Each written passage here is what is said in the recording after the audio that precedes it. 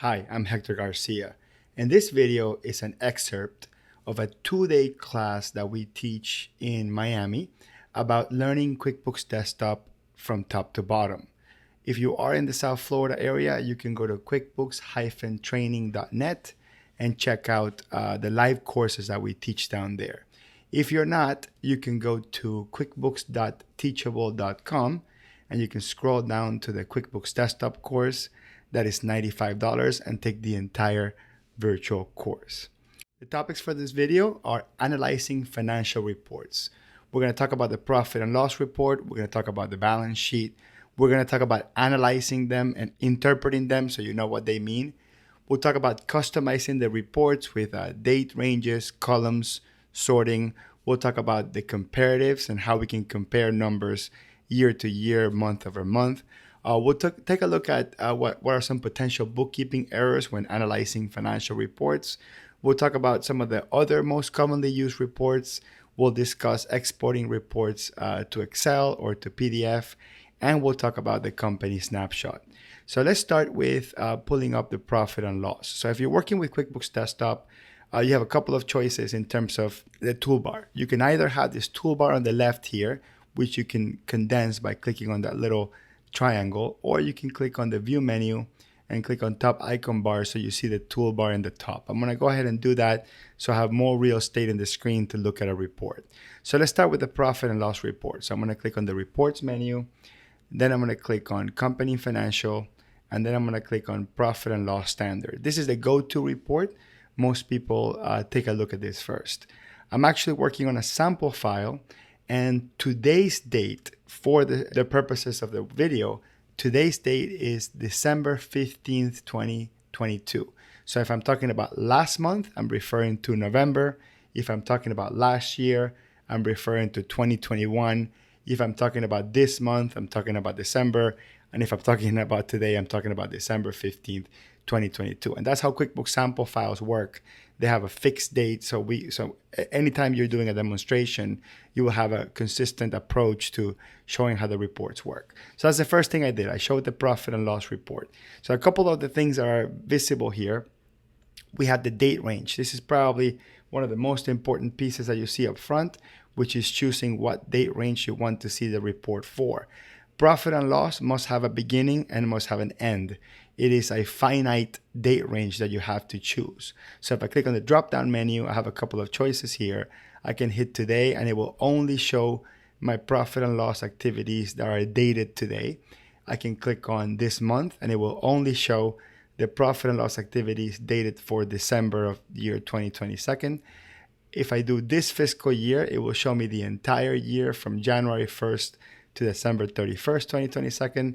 If I click on this year to date, which is a really interesting one, it will show me from the beginning of the year all the way to today's date, right? So depending on what day of the year you land on, you will see more or less information.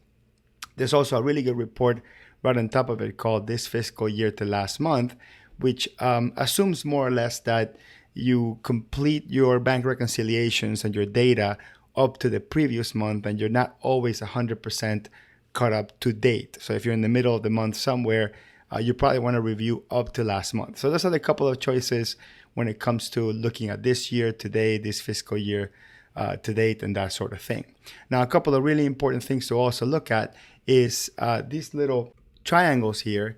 Those are to collapse or expand the report. So if I click on that little triangle, it will collapse and expand the report for me, and it will hide some of the details. So that's a really important one to know. There's a button in the top right here called collapse. And if I click on that collapse button, it will collapse all my sub-accounts. And if I click on expand, it will expand all the sub-accounts. I recommend that you look at the video about the chart of accounts and sub-accounts to get a little bit more understanding of what that means. So I can actually pick any of these accounts to collapse individually. So if I want to collapse construction income, I can just click on the little triangle, and then all the sub accounts under construction income will be hidden. But the total dollar amount that you see here, 396, 296, that's going to be the summary of them all. Let me expand them so you can actually see all the numbers that add up to that 396. So that's really up to you whether or not you want to see those sub accounts. And just for a little bit of context, I'll go into my chart of accounts real quick, and then I'm going to scroll down into my income accounts, and I'll show you there's my construction income account, and there are all the sub accounts under it. Okay, you can see that there are sub accounts because of that indentation. And whenever we're going to book something to that account, and just to show you real quick, the way that will look in your chart of accounts and then in the actual transaction is you will actually notice that there's the main account, and then you see that little column there that splits the difference between the parent account and the sub account. So as you see those accounts and sub accounts be used in transactions, whatever transaction type it may be, you will then later on ultimately see it on a report, and either in a collapsed fashion or in a full detail fashion. Now I can take all my income accounts here and collapse them all in one shot. So that's assuming I don't want to see any of the details around income, and that's going to take absolutely all my income accounts and collapse them into one number. Now the next one we want to look at after we look at the income categories, we're going to look at cost of goods sold. Now cost of goods sold, and I'm going to go ahead and collapse cost of goods sold and collapse expenses, because I want to just take a look at this in a just very simplistic format. So take a look at this. We have our income category, we have our cost of goods sold category, we have a gross profit, and then we have our expenses.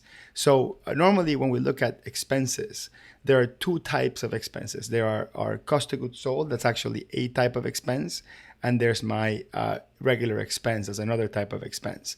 The difference in a nutshell is that my cost of goods sold are my direct costs. So the best way to think of cost of goods sold would be the cost of the product that I'm selling, if I am selling inventory, the cost of materials, if I'm in the contracting business or project-based business, the cost of shipping that material either into our warehouse or shipping it to our customers, the cost of subcontractors that we pay to do the jobs. In a nutshell, anything that is a direct cost, which is a cost that happens because the job exists, that would be under that cost of goods sold category. So let me collapse that for a second, and let's take a look at expenses. Now I think of expenses as my operating expenses. So expenses are things that we pay for in order to maintain our general office or business operations, but they do not derive a cost directly from sales. So for example, my office, my automobile, bank fees, insurances, fixed payroll, interest on loans, postage, that's not the shipping of the product that I'm selling, repairs of my machinery, utilities, those sort of things are what we call our fixed expenses for the most part, and those are in that expenses category. So think of cost of goods sold as the expenses that happen only because the job exists and they're directly influenced by the existence of the job. And think of the expenses side, not the cost of goods sold, but the expenses side, think of them as consequential to you running or maintaining your business and your business infrastructure. Then as we scroll down a little bit, we're going to see another category called other income and expense. And these are for our extraordinary items. So income that's not part of our regular operations, or expenses that are not part of our general operations. So things that happen sort of accidentally or because of some particular consequence that's not typical year to year. So categories like that, you would put them in there. Some great examples would be depreciation.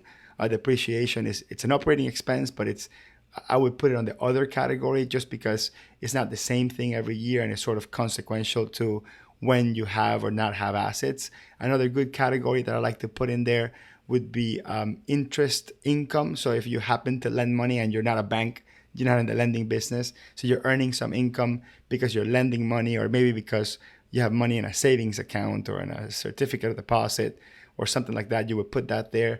If you gain some money from the business investing in the stock market, you would put that stuff in there. If you have a capital loss because you sold an asset under the value that you paid for, minus the depreciation, that would be a capital loss, or a loss on the sale of equipment, you would put that under that other category. Again, the other category is really there to separate what's sort of a predictable, controllable business expense, part of your regular operations, and what is deemed as an extraordinary piece of income and expense. And then at the very end of the day, after we add up our income, our cost of goods sold, our expenses, we're going to have the net income, which is the net profit of the business. This is what, in some terms, we call the bottom line. Think about in just regular linguistic terms, when we are telling a story to someone or someone is telling a story and it's getting kind of long, people say, hey, can you get to the bottom line? Or you want to finish a sentence with bottom line X, right?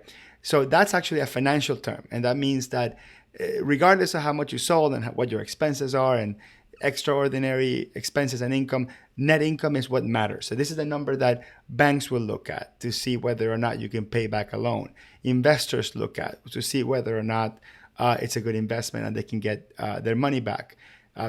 Business owners look at that, and accountants look at that to figure out how much they have to pay. So that's a really important number to look at, which is the net income. And that doesn't always equate 100% with the money that's in the bank. So we'll talk about the balance sheet in a second that would explain that. Now, another really important piece of information to keep in mind is whether the books are in cash or accrual. And this is really just an accounting term, but QuickBooks actually allows you to run books in accrual basis or in cash basis. There's a little toggle button here that allows you to switch between QuickBooks Cash and accrual. If you're working with one of the latest editions, I believe it's QuickBooks 2017 or 18 and up, you're going to see the button right there showing on the screen. But if you're working with an older version, you just click on Customize Report and you can swap from cash to accrual pretty easily in the Modify Report screen. So you can either go in there or swap it right out here. Now I'm going to make the swap and then I'm going to explain what these things are real quick. So I'm going to switch this to cash. Okay, and what you're expecting, usually you're expecting to see some sort of change in our numbers. So notice that my net income changed, and the reason that changed is because cash basis will show only your invoices and vendor bills that have been paid. In other words, it will ignore invoices that have not been paid by your customers or bills from your vendors that you have not paid yet. So if the item is open, it will not show on this report. Now, the reason why that is significant is because typically cash basis will show your profitability much more closer or commensurate to the value of your bank. So if you're looking at your bank balances, and this is not always the case, but it would be much more accurate to look at your profit and loss in a cash basis rather than a accrual basis if you want to match up your income with your actual net cash flow. Now, there are other components that affect cash flow, so we'll get to that, but it's just a really good important piece is to figure out when I'm looking at a report, is a cash basis or is it accrual basis, and you need to be very much aware of that. Now, I'm going to minimize the report a little bit, and I'm going to pull up another profit and loss at the same time. So I'm going to run two profit and loss reports, and I'm going to show them sort of back to back. Let me make sure that this one's also this fiscal year to date, or to last month rather. So we're using the exact same date range for both reports, and we'll make the one on the left cash and the one on the right accrual. And let me go ahead and put these two reports next to each other. And I want to see kind of like the difference, what exactly are we looking at here? Let me put the cash on the left and accrual on the right, right? So that's congruent with what I just said. So notice that our gross income or our sales on a cash basis report, $338,000, and our gross sales or our cash basis sales, let me collapse this as well, is $398,000. So the difference between my cash basis and my accrual basis is $60,000, and I want you to keep that number in mind because it's going to make it a whole bunch of sense when we actually get to our balance sheet. So just in this particular company, in this particular situation, the difference between the accrual and the cash was the accrual was $60,000 higher, more or less, or $60,000 higher. So let me go ahead and close these two, and let me run a balance sheet. So I'm going to go to Company Financial and click on Balance Sheet Standard. So let me maximize that, and we'll keep this in accrual. And we'll do this fiscal year to last month. So we're sort of kind of in the same boat there. And what are we looking at in a balance sheet report? Well, the first thing we look at is our assets. Now, before we get into the details, what exactly is a balance sheet report? Let me collapse all of them. And a balance sheet report, and the reason why it's called a balance sheet is because it balances. It's because the total assets, which is what your business owns, will equal what you owe and the difference between the two, right? By logic. So liabilities is what you owe, and equity is what the owners have in terms of value of the business. So whatever capital the owners have in the business, whether it's capital that they invested or capital that they did not take out from the profits or that they retained, it's what they call retained earnings, that stayed in the business, that would be the equity. So to dig a little bit deep into it, we'll leave the liabilities and equity collapsed, and we'll expand just the assets here. And I'm going to go ahead and collapse these again so they're a little bit easier to read. So as you look at my total assets, in this case of 652,000, they're broken down into three categories. We have our current assets, our fixed assets, and our other assets. So our current assets, and I'll expand that, in the QuickBooks world is split into these categories. One will be your bank, so money in the bank, cash on hand, if you have a petty cash safe or a register, or just the money that's either cash or equivalent to cash that the business owns at the moment. We also have accounts receivable. Accounts receivable is the total amount that your customers owe you as of the date of the report. So that's 83,000 of open invoices. And then we have our other current assets here, which are inventory. Inventory is a great example of a current asset. And employee advances. This is when you maybe give an employee an advance to a paycheck. And then we have retainage receivables, which is basically money that's owed to you from a project that the vendors withheld on the job. And that's only really seen in certain industries. But anyway, these are the assets here, the current assets actually. Now, the reason why they're grouped together is because when you're looking at these financial statements, you want to make certain judgments or decisions about the health of this business. And this total amount of current assets, it's either equivalent to cash or something that could be convertible to cash, usually within a year. That's what current means. It means it's either cash or convertible to cash, usually within the year. So money that customers owe you, hopefully you don't have terms longer than a year. Inventory, like most businesses should be able to sell or turn the inventory within a year. If a customer retained you some payment for a project, hopefully they'll pay you that back within the year. Or if you give an employee an advance of the paycheck, hopefully on the next paycheck or within a year, that gets paid back. So that's the logic behind grouping them together in this category of current assets. So let me collapse that. And let's now talk about fixed assets. So my fixed assets are my hardware, my equipment, my infrastructure. These are things that I acquire that are tangible for the most part, and they're used to produce income. So great examples for that is furniture and equipment like computers, desks. You have your vehicles or your trucks. You have obviously your real estate, buildings, improvements you make to your building. You have the land in which the building sits on. We have construction equipment, that sort of thing. Now, the reason why we make a particular importance to pointing those out is because when you buy those things, they are not expenses. Like when you buy a building, that's not really an expense. That's an investment into an asset that has long-term value. And in accounting, what we do with these things is we record them at purchase price, and then we lower their value over time as they get used up. This is what they call depreciation. So over time, every year or so, we're going to book a negative amount called accumulated depreciation that is supposed to signify the loss of value of the asset over time. Now, if we're talking about a computer, a desk, a camera, that sort of thing, automatically we think that 2-3 years later is worth half or even less than that, right? Sometimes when we think about real estate, well, real estate tends not to lose value over time, but in terms of the construction cost and the fact that the real estate itself is not new anymore, for an accounting perspective, yes, it could lose value over time. So we also depreciate buildings. What we don't depreciate ever is land. And land, by accounting rules, land is always a fixed cost. So again, fixed assets are tangible assets of value that we purchase in order for the business to produce from it.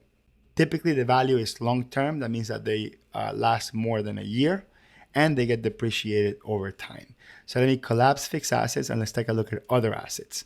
So the type of things that go in the other assets would be like a loan. Like if your business lends a third party money for a loan, that's going to be an other asset. If you put in a deposit to your utilities company, or maybe as deposit for real estate, that's going to go in there. Okay. All right. So those are all the other assets, and then those will total up to total assets. So let me collapse the assets and then expand the liabilities and equity. And I'll collapse this as well so I can explain them the same way I did. So we have our current liabilities, and in this case, these are $65,000. And I'm going to expand them so we can see the type of things that we see in here. So in current liabilities, we're going to see accounts payable. This is the total money that you owe to vendors. We're going to see our credit card balances. We're going to see things like loan balances to the bank, mortgages, lines of credits, that sort of thing. Typically under other current liabilities, we'll put anything that's a loan of short term. So a line of credit, a credit card, anything that will be paid within the year, that's going to be a current liability. Other examples that we see here that are great examples is our payroll taxes and our sales taxes. Typically, again, we pay all these within the year, sometimes within a month or even a couple of weeks. And then we have our long-term liabilities, which are really reserved for our bank loans, our mortgages, any loans that have a value that you're not going to pay within a year. So those will be our long-term liabilities and versus our current liabilities. So on the asset, there's three major categories: fixed, current, and other. And then liabilities only has those two categories, current and long-term. And then on the equity side, the type of stuff that we see here normally would be like the capital stock or the owner's equity that is invested into the business. So you're going to see accounts like capital stock or shareholder contributions or shareholder loans or members capital or partners capital. Those type of words are the ones that we normally see under equity. And then we're going to see retained earnings and net income. So net income and retained earnings are actually the same thing.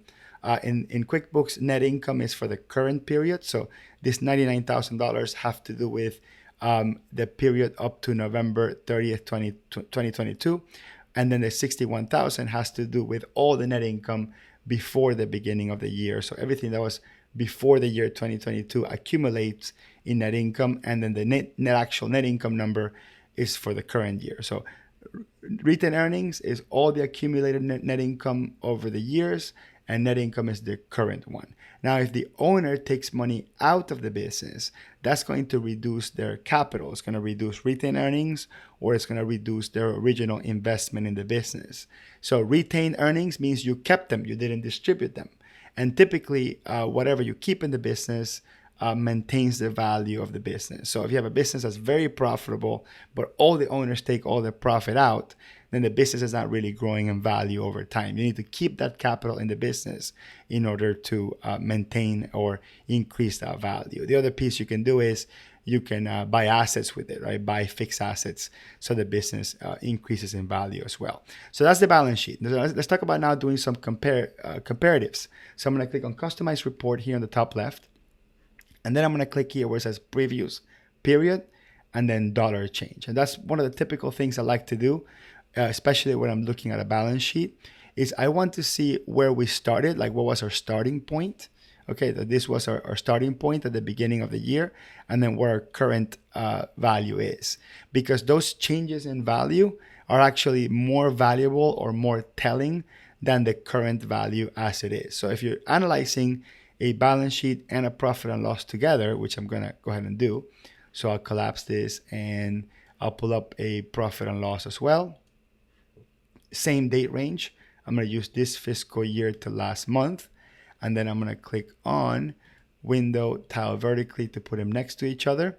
And then we're going to look at our total sales. If you remember, we have our total sales here of about $398.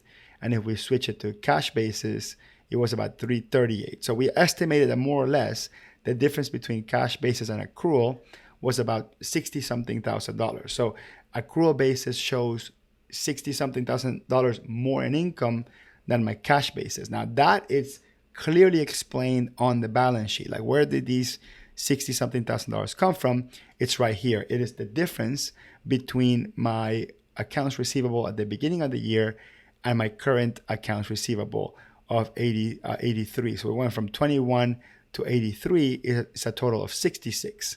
So my balance sheet is telling me that from the beginning of the year till now, we accumulated $62,000 in sales that are still open that the customer hasn't paid me yet, which clearly explains why my cash basis, which only shows paid invoices, shows 38, and my accrual basis shows 398. Now, that's not an exact number. Sometimes the difference could be in sales tax, because open invoices include sales tax as well. So the difference between those two sale amounts, we can also explain it a little bit on the sales tax section. So it's going to be a little bit higher on the accounts receivable, the increase in accounts receivable versus the comparative cash accrual in sales, because sales tax is also outstanding, but a sales tax is not technically a sale. So let me go ahead and scroll down a little bit on the balance sheet.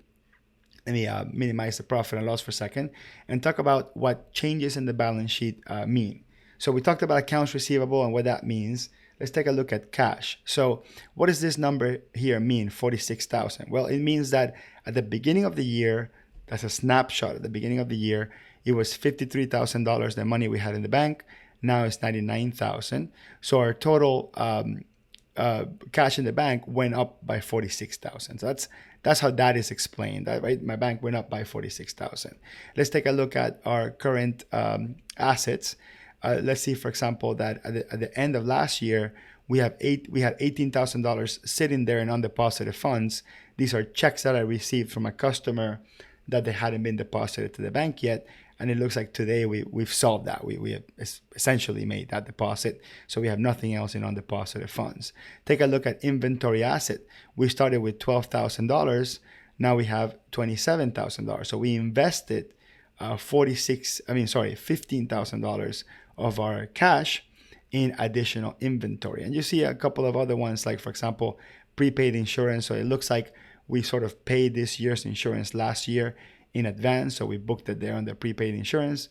And now it's been zeroed out because we applied it to the current year expenses. We can also see that on the fixed asset side, we invested $11,000 or $11,500 in furniture and equipment. So our furniture and equipment went up from $22,000 to $34,000 because we invested in additional equipment. Let's go down to liabilities. Let's look at our accounts payable. So we started the year with $13,000 in accounts payable. These are the open bills we had at the moment when we closed out the year. And now it's $58,000. So our accounts payable went up by $45,000. And we have a couple of other numbers here. For example, let's see our payroll liabilities. We owed nothing last year.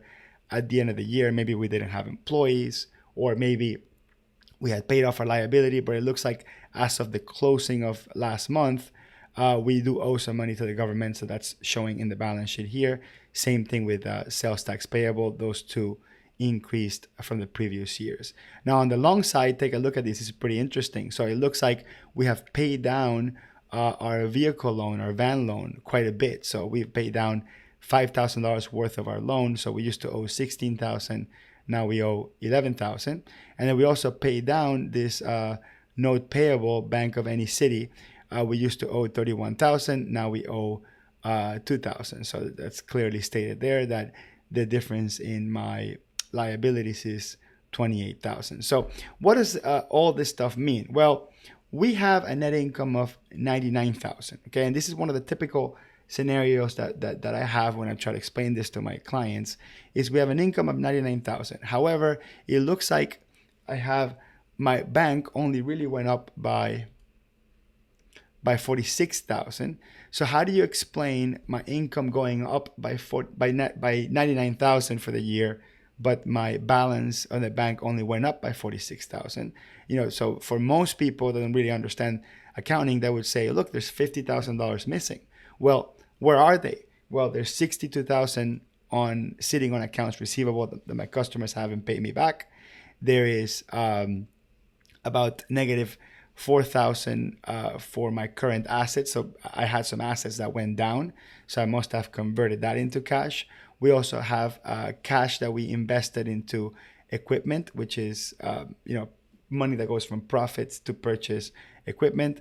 We also have some sort of newfound cash from not paying our vendors of 46,000 and some payroll taxes, and we also pay down some of our loans. So if you actually add up all the increases of cash and all the decreases of cash, it will explain why there's a difference between my net income of 99,000 and the reasons why my bank only went up by 46,000. Now, there's a particular report designed to explain this difference, which is called the statement of cash flows. So I'm going to click on the reports menu and then company and financial, and then we're going to go down here where it says statement of cash flows.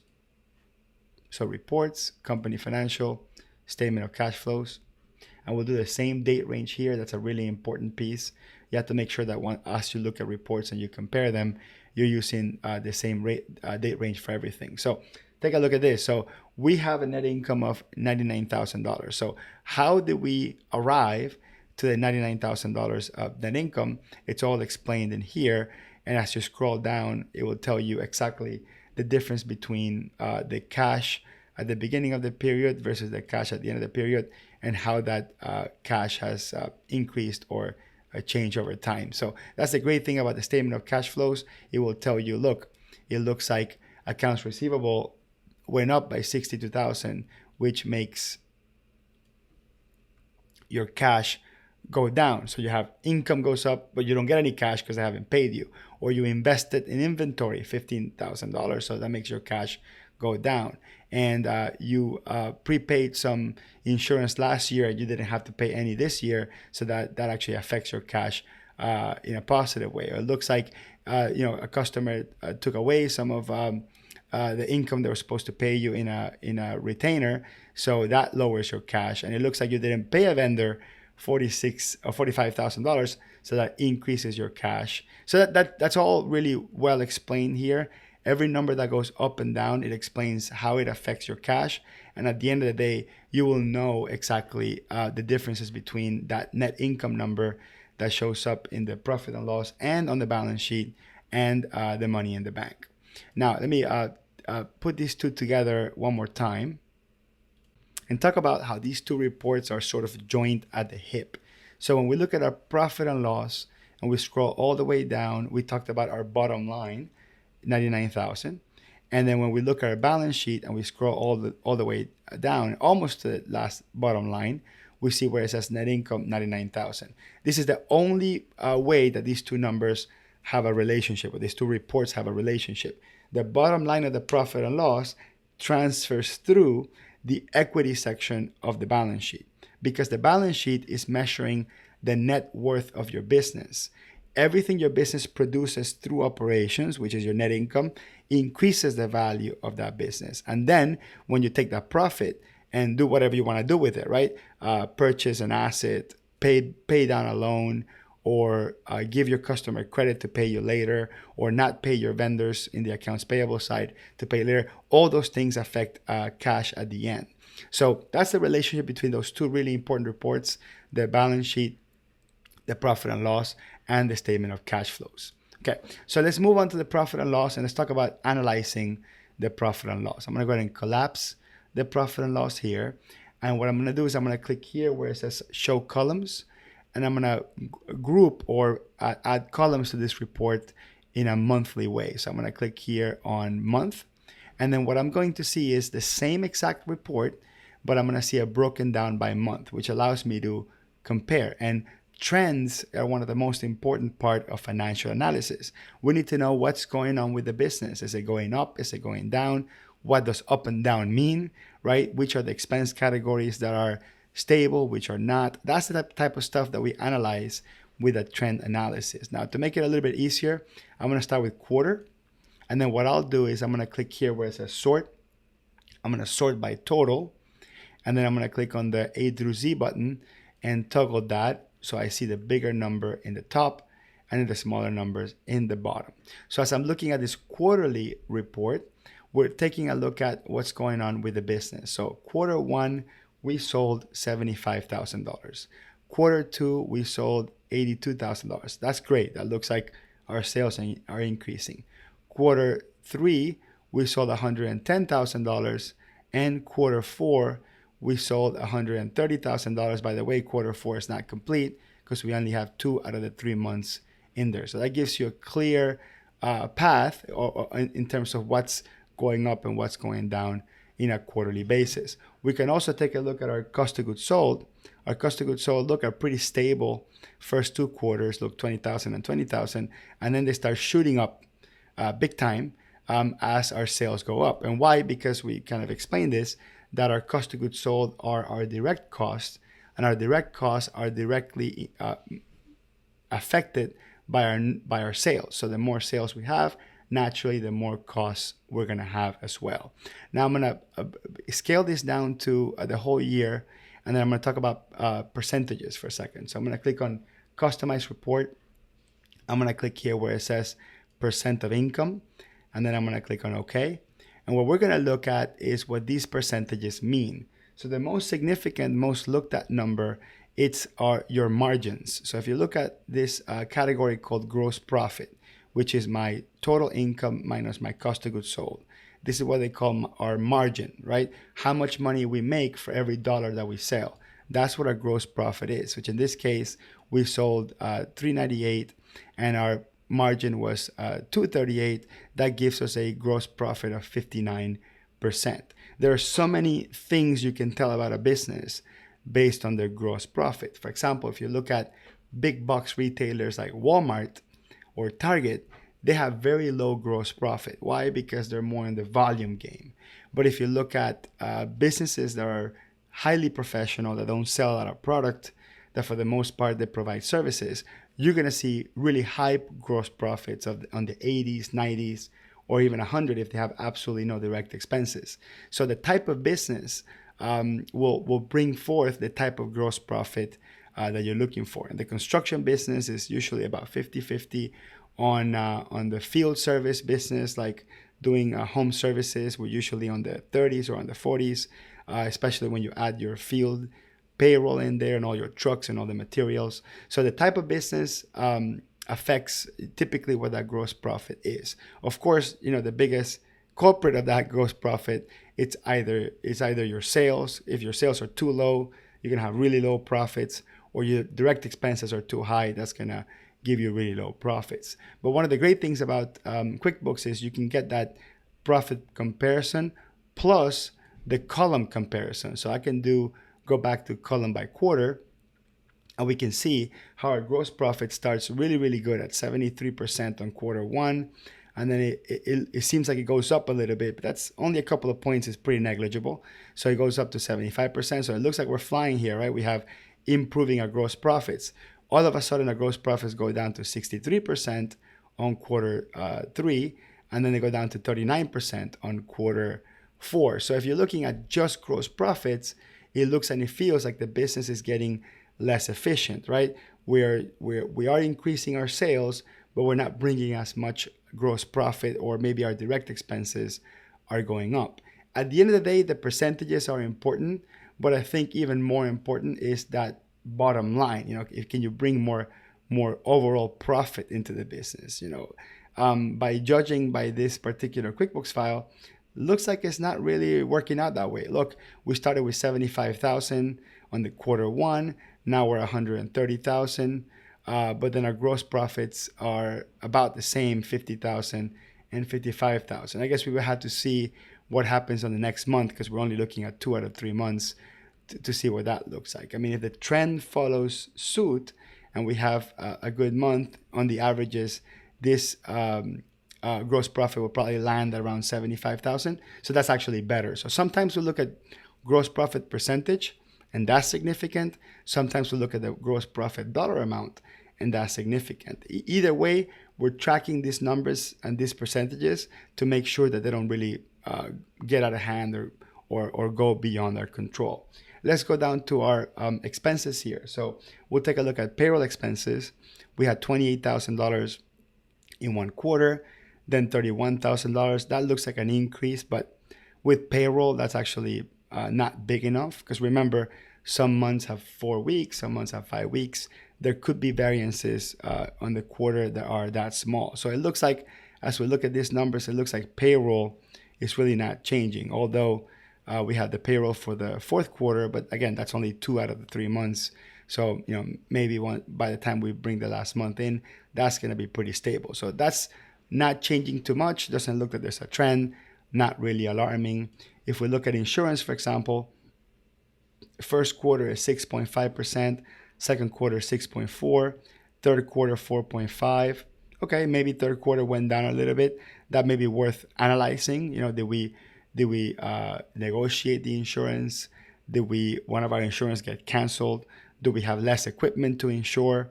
Those are things that you want to look at to make sure you apply common sense to those numbers.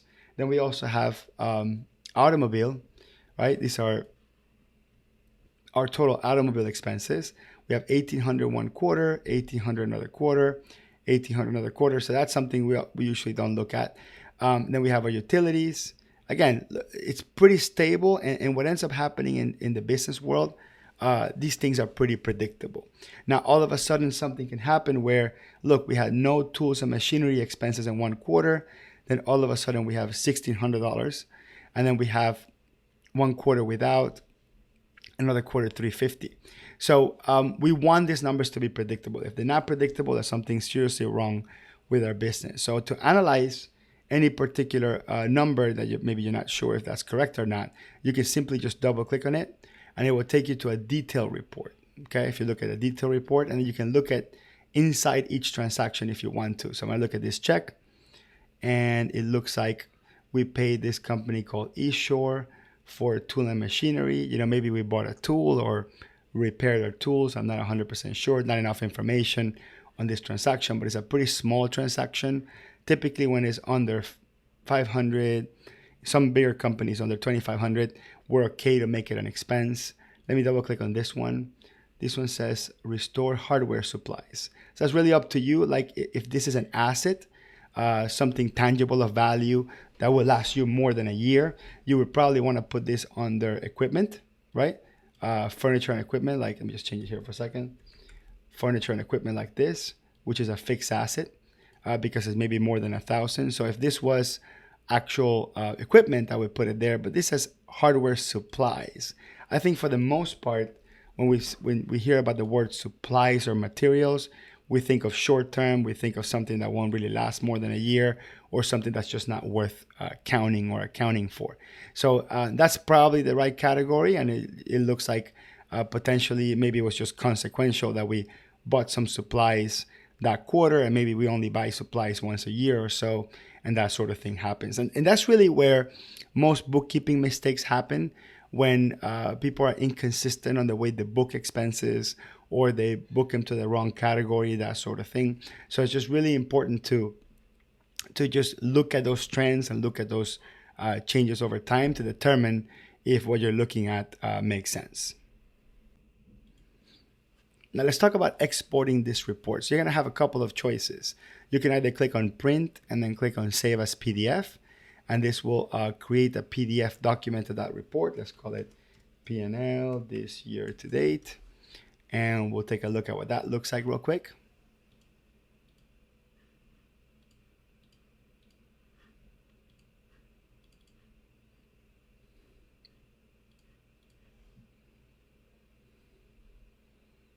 And there's my PDF document, right? You can obviously email this or attach it somewhere or save it in your computer somewhere. So that's how you would do the PDF. You can click on where it says Excel and click on create new worksheet. And this will give you a couple of choices. One of them would be to create a new worksheet, which will save it into Excel and open it in Excel, or you can save it as a CSV, which will save it straight into the computer somewhere. and then you can open it in Excel afterwards. That's actually just pretty simple tasks. A couple of tips here: when you go print a report, you actually get a choice if you want to print them in 1 page wide or 1 page high. Let me give you an idea more or less. So if I use 1 page high, 1 page wide, and click on print preview, I see 1 page. 1 page with all the information. Maybe it's readable, maybe it's not. You can choose whether you want portrait or landscape on the same screen, and obviously try to fit as much information that is not confusing as possible. Or if I uncheck these two and I click on preview, then it's going to be, well, in this case, it was only one page, but if I had a lot more information, like, let me hit cancel here for a second, and then I'll do this by month just to give you an idea more or less, and then go back into print report. I'm going to click on preview. So notice that now the data spans over 3 reports. I actually have to print 3 pages to see all the information. And then at that point, you will choose, do I want to fit this into 1 page wide and click on preview? Do I want this much information in one report? That's really up to you. So those are a couple of tips that has to do with, printing and fitting the page in a report. Let me close that and let's take a look at other reports that are commonly used. One is the accounts receivable report. There's going to be an AR aging summary, and by far that's one of the most popular ones. That will show me all of my customers or my jobs and their current balances based on how late they are on paying me. I'm going to click on collapse here so I just see the customers and not the jobs. So it looks like in this particular case, all my customers are current. So that means that within the due date, they haven't paid me yet, but they're within a due date. But I'm going to pick one of these at random here, and I'm going to open it up, and then I'm going to change the terms to due on receipt, and this is going to be dated, let's say, October. So now, if you look at this report as of today, which is December 15th, then we're going to see this is going to be late over 30 days. So I'm going to click on save and close. And then I'll go back to the report, and then all of a sudden we no longer have that value as current. Now it's sitting there as 61 to 90 days late. So that's how the accounts receivable report. It will group all your receivables based on how late they are, based on the specific terms of payment in each of the invoices. Same thing with the vendors, which will go to vendors and payable and click on AP aging summary. And notice that I'm current with most of my vendors here, with the exception of this one that I have an old bill that I haven't paid yet. And again, depending on how old these bills are, this could creep onto the 1 to 30, 31 to 60, 61, 90 plus. And the reason why it's important to track that is because once thing gets on the 60 days plus, 90 days plus, the probabilities of payment just go down, right? Because the business that you owe money to could go bankrupt, or maybe you can settle the debt, or the customer could not want to pay you, and you have to sue them, and you have to try to go to collections. So it is just human nature that the older the transaction is, the least likely that payment is to happen. So we track the AP aging and the AR aging to make sure that we don't have that many amounts creeping up to that 60, 90 day plus, just because they start misrepresenting our financial statements. We have our income represented by an invoice that's never going to get paid, and we have our costs represented by a bill that I'm never going to pay. That's going to skew our numbers quite a bit. Now remember, if you're looking at a cash basis report, AP aging and AR aging doesn't really matter. The other reports that are looked at quite a bit, if you manage inventory, for example, is your inventory valuation summary. So this is going to tell you all your inventory parts that are in stock, and finally the asset value, which in this case is 30,683. So if I were to pull up a balance sheet for the same period for today's date, and I look at my inventory asset, that number will match. And that's kind of the point of these reports, is to provide more detail, more drill down on any of the numbers that are displayed. Now, another really important piece to discuss, let me pull up the profit and loss report, is you can double click on any of these numbers and get a detail having to do with what's in there. But if you click on the total net income in the bottom all the way down and you double click, you get a full profit and loss detail where you see every single transaction that affects your income, your expenses. So this would be more of a sort of general ledger format of a report if you're trying to look at everything. So if I were to do this for the whole year and I were to try to print it, let's see how many pages it would be. So that's 25 pages, So if I had to look at 25 pages worth of reports, would I be able to make any decisions, quickly from it? So there's a time and a place for detailed type of reports and a time and a place for summary reports. Remember, when you double click on a number of a summary report, any number, it will take you to a report that shows details. And if you double click on any transaction on the detail report, it will take you to the specific transaction pertaining to that detail that you were looking at. So that's the detail and the summary reports in a nutshell. The last thing we'll talk about here is the company snapshot. So here on the reports menu, there's an option called company snapshot. And that's going to take you to sort of a visual organization of all the reports that we talked about. We're going to see our income and expenses displayed over a month in this particular case, right? Similar to what we're looking at, but maybe more in a graphical format. We're going to see our previous year comparison or a quarterly straight sales comparison. We can compare year over year as the quarters go by. We can also select the specific account that we want to compare. So if we have multiple income categories or income buckets per se, we can see, is that growing? Is that not growing? Here we see our customers that owe us money, and you can sort these by amount due, by due date, by customer name. Here we see our comparison of our expenses. We can do this monthly or quarterly, and I can pick any particular expense category like cost of goods sold, and I can kind of see over the quarters what's going on with those expenses as they compare to last year. Remember what I mentioned before, comparatives and trends are really, really important. We have here our top sales by customer. I can also move these boxes around and change the order depending on what I want to see first. We have here an expense breakdown. I can do it by last month. And you see here in a very graphical way showing you where all your expenses are going. So it's an incredibly powerful tool to look at your numbers in a more graphical format. And you can actually hit the X and close all these out. And if you wanted to just kind of customize what this screen will look like, you can actually pick and choose which reports, and I'm just basically closing them all manually, which ones you want to see. So I'll finish closing them. And then I can click on the add content button here, and I can pick which of these I want to see, and you get a total of 12 to choose from. So for example, if I wanted to just look at my expenses, I would have my vendors to pay, my top vendors by expense, and maybe my expense breakdown. So let's say, for example, I only wanted to focus on my expenses. I can just look at my expense related graphics here, and then I can print it and show you a quick print preview. You see what that looks like. So that would be a great thing to add to your regular financial statements, profit and loss balance sheet, and the customer snapshot. So once again, if you like the preview to my course and you want to see all the other videos that I have in my virtual course, just go to quickbooks.teachable.com. I'll put the link in the description below, and you can purchase my full course for $95, or you can visit our website, quickbooks-training.net, if you want to take our full class that we have in the Miami area. Thank you.